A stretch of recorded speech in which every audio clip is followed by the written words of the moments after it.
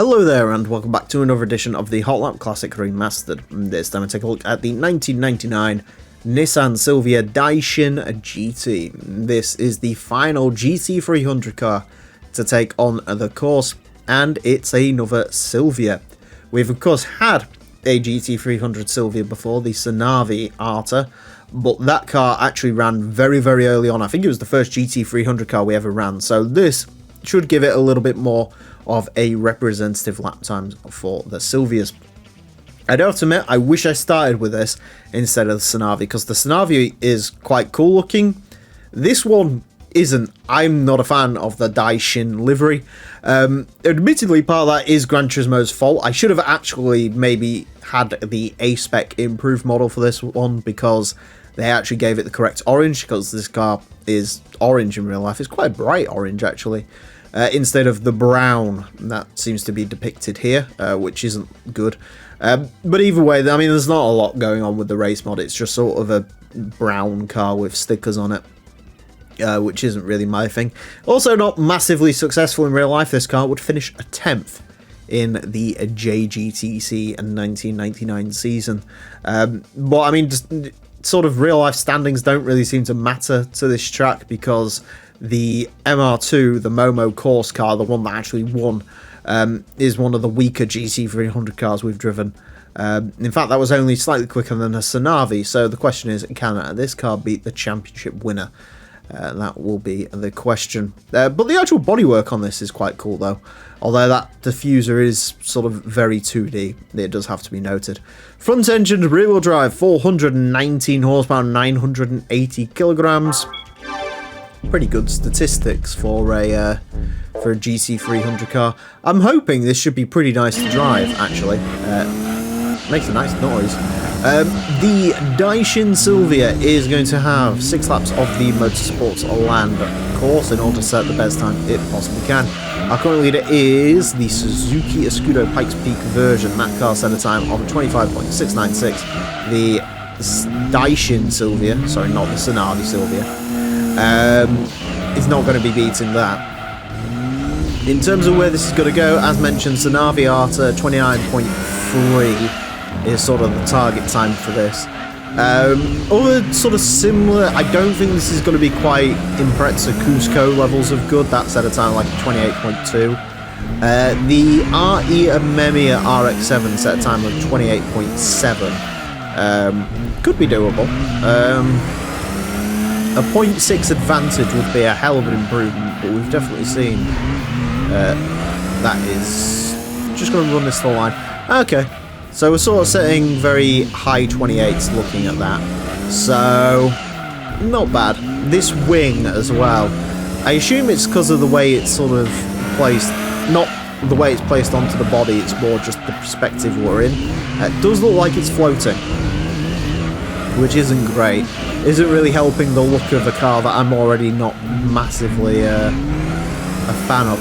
I don't know what the sort of guard on the side is either. That's an interesting one. I'm sure someone will tell me, along with a bunch of people saying, you're saying Daishin wrong. It's actually, I don't know. I'm not even going to try and think about what it might be, because that will offend people as well.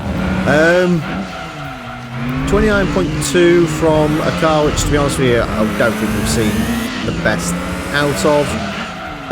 It does drive nice.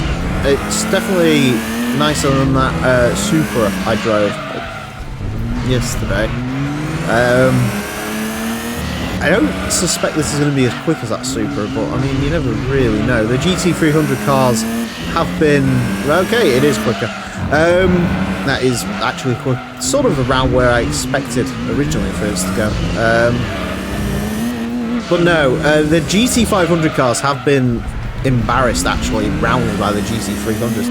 Even the quickest GT500, the NSX, is still being humbled by the Mitsubishi FTO, which is easily the quickest JGTC car. 27.7, I think that car set, which is a phenomenally good lap time.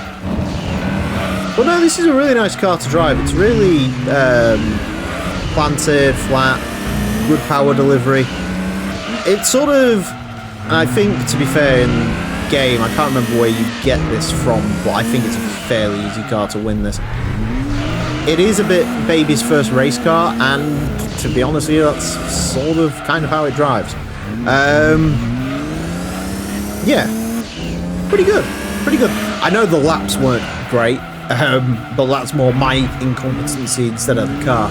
The actual car itself was good, and again, it is actually slightly quicker than that Supra, which is interesting. It's also very slightly quicker than the RE Memia RX-7. I would probably take the RE Memia RX-7 if I was to be honest, out of the two, just because I prefer the way that car looks and drives, but can't argue with times. And in terms of times, it's pretty good. Yeah, good car. Good car. Can't complain too much on that one. A 28.761 will place this into 73rd place. Goes in between the Mind R32 Skyline GTR and the RE Memia RX-7, which it does beat its closest rival. It is quicker than the Opel Calibra Super Touring car, the Supra Denso Saga, the 99 Impreza rally car, Evo 4 rally car, GT1 race car, although again, a bit of an asterisk next to that one. That has made a 0.6 improvement from where it was, which is definitely good. In terms of, in case you're curious, I've mentioned this with the Supra video, there's no difference between the Daishin and the Zanavi, despite the fact that the Zanavi was better in real life. They're actually both the same car. As far as the game's concerned, it's just a different livery, so that's the only major difference. In terms of GT300s quicker than this, Wet Sport Celica, Impreza Cusco, and the FTO. So definitely go with one of those three. But again, if you need baby's first race car, this sort of learning rear wheel drive and stuff, this definitely will do well for you. So yeah, there's definitely worse cars to pick, I'll tell you that. Anyways, that's it for this episode. Thank you all very much for watching. Join me next time when I'll be driving something completely different. Until then, farewell.